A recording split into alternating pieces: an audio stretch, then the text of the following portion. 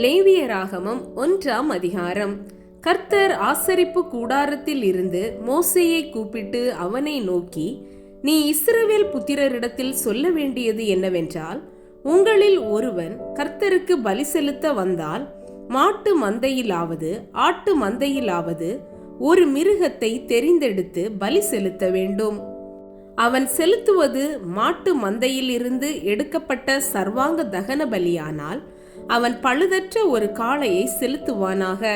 கர்த்தருடைய சந்நிதியில் தான் அங்கீகரிக்கப்படும்படி அவன் அதை ஆசரிப்பு கூடார வாசலில் கொண்டு வந்து, அது தன் பாவ நிவிர்த்திக்கென்று அங்கீகரிக்கப்படும்படி தன் கையை அதன் தலையின் மேல் வைத்து கர்த்தருடைய சந்நிதியில் அந்த காளையை கொல்ல கடவன். அப்பொழுது ஆரோனின் குமாரராகிய ஆசாரியர்கள் அதன் இரத்தத்தை எடுத்து அதை ஆசரிப்பு கூடார வாசலில் இருக்கிற பலிபீடத்தின் மேல் சுற்றிலும் தெளிக்க கடவர்கள். பின்பு அவன் அந்த சர்வாங்க தகன பலியை தோல் உரித்து அதை சந்து சந்தாக துண்டிக்க கடவன்.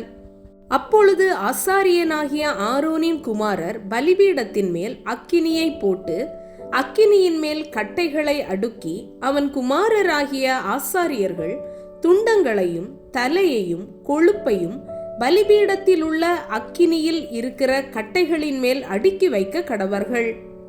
அதன் குடல்களையும் தொடைகளையும் அவன் தண்ணீரினால் கழுவுவானாக.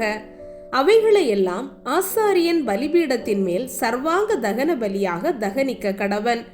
இது கர்த்தருக்கு சுகந்த வாசனையான தகன பலி. அவன் செலுத்துவது செம்மறியாட்டு மந்தையிலுள்ள ஆடுகளிலாவது வெள்ளாட்டு மந்தையிலுள்ள ஆடுகளிலாவது எடுக்கப்பட்ட சர்வாங்க தகன பலியானால் பழுதற்ற ஒரு கடாவை கொண்டு வந்து கர்த்தருடைய சந்நிதியில் பலிபீடத்தின் வடப்புறத்தில் அதை கொல்ல கடவன். அப்பொழுது ஆரோனின் குமாரராகிய ஆசாரியர்கள் அதன் இரத்தத்தை பலிபீடத்தின் மேல் சுற்றிலும் தெளிக்க கடவர்கள்.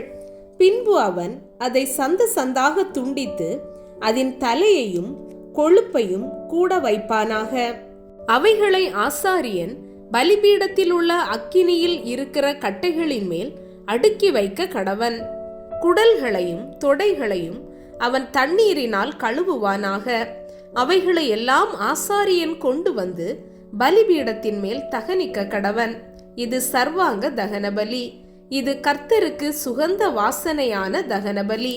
அவன் கர்த்தருக்கு செலுத்துவது பறவைகளிலிருந்து எடுக்கப்பட்ட சர்வாங்க தகன பலியானால் காட்டு புறாக்களிலாவது புறா குஞ்சுகளிலாவது எடுத்து செலுத்த கடவன்.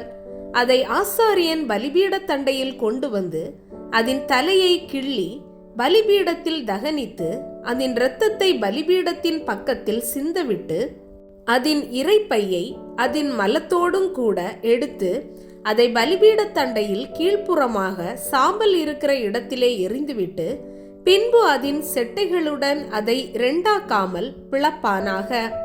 பின்பு ஆசாரியன் அதை பலிபீடத்தில் உள்ள அக்கினியில் இருக்கிற கட்டைகளின் மேல் தகனிக்க கடவன். இது சர்வாங்க தகன பலி. இது கர்த்தருக்கு சுகந்த வாசனையான தகன பலி.